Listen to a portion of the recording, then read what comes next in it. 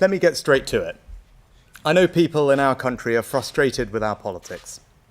I know they feel that much gets promised, but not enough is delivered. I know they watch the news or read the papers and wonder why, in the face of the facts as they have them, choices are made as they are.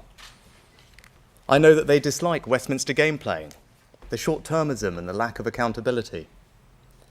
But most of all, I think people are tired of the false choice between two versions of change that never go beyond a slogan.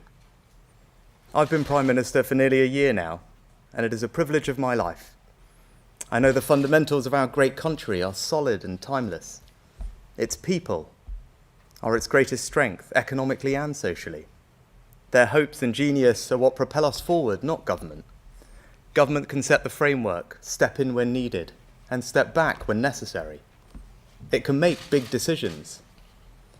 But what I've concluded during my time so far as Prime Minister is that those decisions, the decisions that could bring real change, change that could alter the trajectory of our country, can be so caveated, so influenced by special interests, so lacking in debate and fundamental scrutiny, that we've stumbled into a consensus about the future of our country that no one seems to be happy with.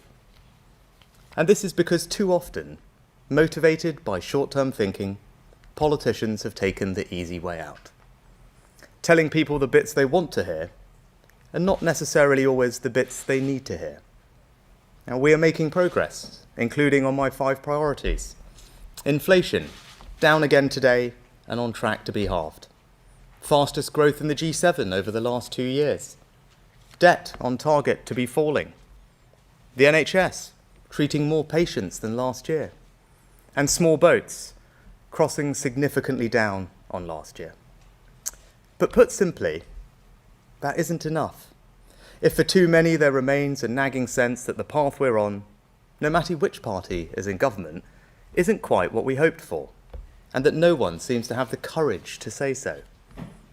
That we make too little, that we spend too much, that things take too long, and that even when we know these things, we seem powerless to change them. Now, I'm here today to tell you that we do not have to be powerless. Our future doesn't have to be a foregone conclusion. Our destiny can be our own choosing, but only if we change the way our politics works. Can we be brave in the decisions we make, even if there is a political cost? Can we be honest when the facts change, even if it's awkward? And can we put the long-term interests of our country before the short-term political needs of the moment, even if it means being controversial? I've spent my first year as Prime Minister bringing back stability to our economy, your government and our country. And now it is time to address the bigger long-term questions we face. The real choice confronting us is, do we really want to change our country and build a better future for our children? Or do we want to carry on as we are? I've made my decision. We are going to change. And over the coming months, I will set out a series of long-term decisions to deliver that change. And that starts today, with a new approach to one of the biggest challenges we face, climate change. No one can watch the floods in Libya or the extreme heat in Europe this summer and doubt that it is real and happening. We must reduce our emissions. And when I look at our economic future, I see huge opportunities in green industry. The change in our economy is as profound as the Industrial Revolution, and I'm confident that we can lead the world now as we did then. So I'll have no truck with anyone saying we lack ambition. But there's nothing ambitious about simply asserting a goal for a short-term headline without being honest with the public about the tough choices and sacrifices involved, and without any meaningful democratic debate about how we get there. The Climate Change Committee have rightly said, you don't reach net zero simply by wishing it. Yet that's precisely what previous governments have done, both Labour and Conservative. No one in Westminster politics has yet had the courage to look people in the eye and explain what's really involved. That's wrong, and it changes now. The plans made on your behalf assume this country will take an extraordinary series of steps that will fundamentally change our lives. a ban on buying new boilers, even if your home will never ever be suitable for a heat pump, a ban that takes effect in just 3 years for those off the gas grid, and mandatory home upgrades for property owners in just 2 years' time. There have even been proposals for taxes on eating meat, new taxes on flying, compulsory car sharing if you drive to work, and a government diktat to sort your rubbish into 7 different bins. Now, I believe deeply that when you ask most people about climate change, they want to do the right thing. They're even prepared to make sacrifices. But it cannot be right for Westminster to impose such significant costs on working people, especially those who are already struggling to make ends meet, and to interfere so much in people's way of life without a properly informed national debate. That's especially true because we're so far ahead of every other country in the world. We've had the fastest reduction in greenhouse gas emissions in the G7, down almost 50% since 1990. France, 22%. The US, no change at all. China, up by 300%. And when our share of global emissions is less than 1%, how can it be right that British citizens are now being told to sacrifice even more than others? Because the risk here, for those of us who care about reaching net zero, as I do, is simple. If we continue down this path, we risk losing the consent of the British people.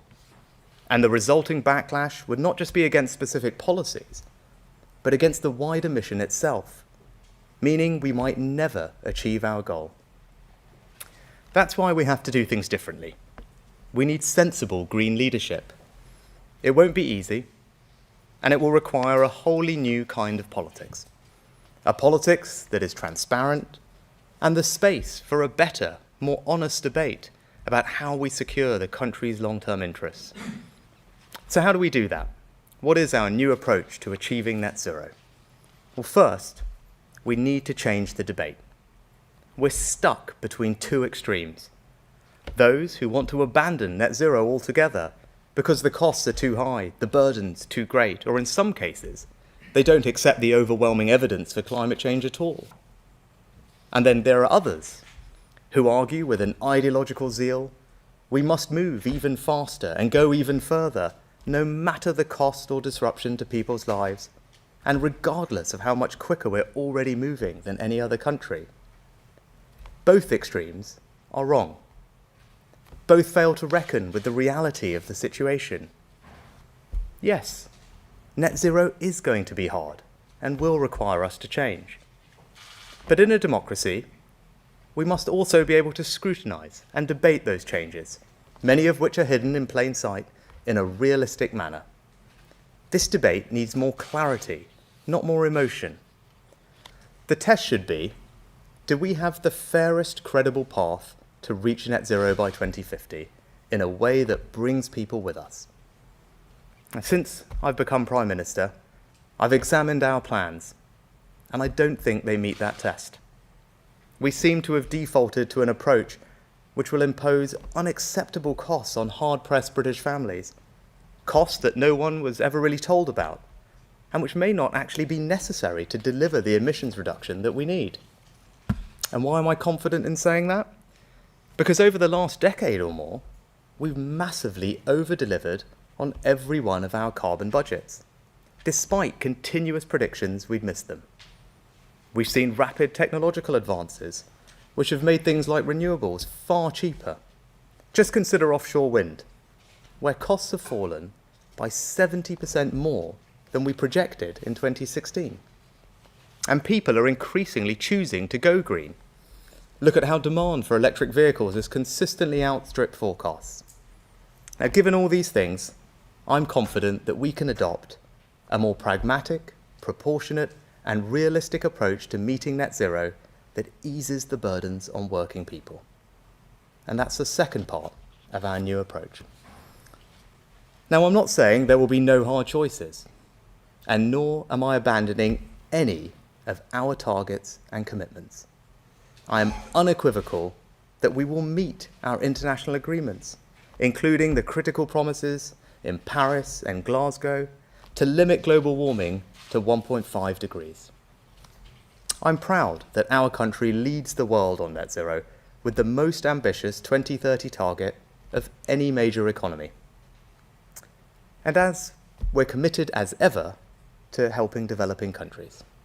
Just the other week, I announced $2 billion for the Green Climate Fund, the single biggest commitment of its kind the UK has ever made. But we can do all of this in a fairer, better way. And today I can set out details of what our new approach will mean for people. That starts with electric vehicles. We're working hard to make the UK a world leader. I'm proud that we've already attracted billions of new investments from companies like Tata's Jaguar Land Rover Gigafactory. And I expect that by 2030, the vast majority of cars sold will be electric. Why? Because the costs are reducing, the range is improving, the charging infrastructure is growing. People are already choosing electric vehicles to such an extent that we're registering a new one every 60 seconds. But I also think that, at least for now, it should be you, the consumer, that makes that choice, not government forcing you to do it. Because the upfront cost still is high, especially for families struggling with the cost of living. Small businesses are worried about the practicalities. And we've got further to go to get the charging infrastructure truly nationwide. And we need to strengthen our own auto industry so we aren't reliant on heavily subsidised, carbon-intensive imports from countries like China. So to give us more time to prepare, I'm announcing today that we're going to ease the transition to electric vehicles. You'll still be able to buy petrol and diesel cars and vans until 2035. Even after that, you'll still be able to buy and sell them second-hand. We're aligning our approach with countries like Germany, France, Spain, Italy, Australia, Canada, Sweden, and US states such as California, New York, and Massachusetts, and still ahead of the rest of America and other countries like New Zealand. Now, to get to net zero, we also need a fairer, better approach to decarbonising how we heat our homes. We're making huge advances in the technologies that we need to do that, like heat pumps. But we need a balance between incentivising businesses to innovate so heat pumps become even cheaper, more effective and more attractive, but without imposing costs on hard-pressed families at a time when technology is often still expensive and won't work in all homes. For a family living in a terraced house in Darlington, the upfront cost could be around £10,000. Now, even the most committed advocates of net zero must recognise that if our solution is to force people to pay that kind of money, support will collapse and will simply never get there. So I'm announcing today that we will give people far more time to make the necessary transition to heat pumps. We'll never force anyone to rip out their existing boiler and replace it with a heat pump. You'll only ever have to make the switch when you're replacing your boiler anyway, and even then, not until 2035. And to help those households for whom this will be the hardest, I'm introducing a new exemption today so that they will never have to switch at all. Now, this doesn't mean I'm any less committed to decarbonising our homes. Quite the opposite. But rather than banning boilers before people can afford the alternative, we're going to support them to make the switch. I'm announcing today that the boiler upgrade scheme, which gives people cash grants to replace their boiler, will be increased by 50% to £7,500. There are no strings attached, the money will never need to be repaid, and this is one of the most generous schemes of its kind in Europe. Next, energy efficiency. Now, this is critical to making our homes cheaper to heat. That's why we've got big government grants, like the Great British Insulation Scheme. But under current plans, some property owners would have been forced to make expensive upgrades in just 2 years' time. For a semi-detached house in Salisbury, you could be looking at a bill of £8,000. And even if you're only renting, you'll more than likely see some of that passed on in higher rents. That's just wrong. So those plans will be scrapped. And while we will continue to subsidise energy efficiency, we'll never force any household to do it. And that's not all. The debate about how we get to net zero has thrown up a range of worrying proposals, and today I want to confirm that under this government, they will never happen. The proposal for government to interfere in how many passengers you can have in your car, I've scrapped it. The proposal that we should force you to have 7 different bins in your home, I've scrapped it. The proposal to make you change your diet and harm British farmers by taxing meat, or to create new taxes to discourage flying or going on holiday, I've scrapped those too. And nor will we ban new oil and gas in the North Sea, which would simply leave us reliant on expensive imported energy from foreign dictators like Putin. We will never impose these unnecessary and heavy-handed measures on you, the British people. But we will still meet our international commitments and hit net zero by 2050. And if we're going to change politics in the way I'm talking about, we can never allow carbon budgets to be set in the same way again.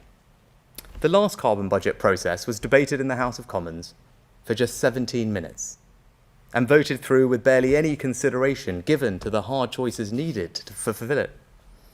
It was the carbon equivalent of promising to boost government spending with no way to pay for it. That's not a responsible way to make decisions which have such a bearing on people's lives. So when Parliament votes on carbon budgets in the future, I want to see it consider the plans to meet that budget at the same time.